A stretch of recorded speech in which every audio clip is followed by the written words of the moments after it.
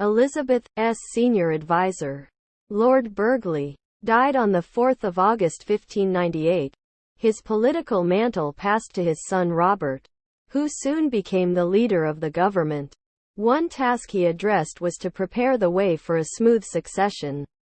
Since Elizabeth would never name her successor, Robert Cecil was obliged to proceed in secret.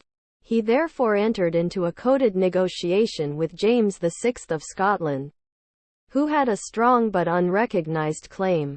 Cecil coached the impatient James to humor Elizabeth and secure the heart of the highest, to whose sex and quality nothing is so improper as either needless expostulations or overmuch curiosity in her own actions. The advice worked. James's tone delighted Elizabeth, who responded, "So trust I that you will not doubt but that your last letters are so acceptably taken as my thanks cannot be lacking for the same, but yield them to you in grateful sort." In historian J. E. Neal's view, Elizabeth may not have declared her wishes openly to James, but she made them known with unmistakable if veiled phrases. The Queen's health remained fair until the autumn of 1602, when a series of deaths among her friends plunged her into a severe depression. In February 1603, the death of Catherine Carey, Countess of Nottingham, the niece of her cousin and close friend Lady Knollys, came as a particular blow. In March, Elizabeth fell sick and remained in a settled and unremovable melancholy, and sat motionless on a cushion for hours on end. When Robert Cecil told her that she must go to bed, she snapped. "Must is not a word to use to princes, little man." She died on 24 March 1603 at Richmond Palace, between 2 and 3 in the morning. A few hours later, Cecil and the council set their plans in motion and proclaimed James King of England.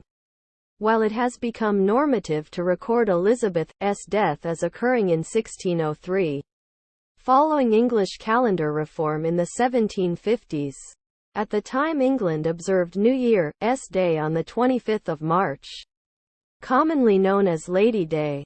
Thus Elizabeth died on the last day of the year 1602 in the old calendar.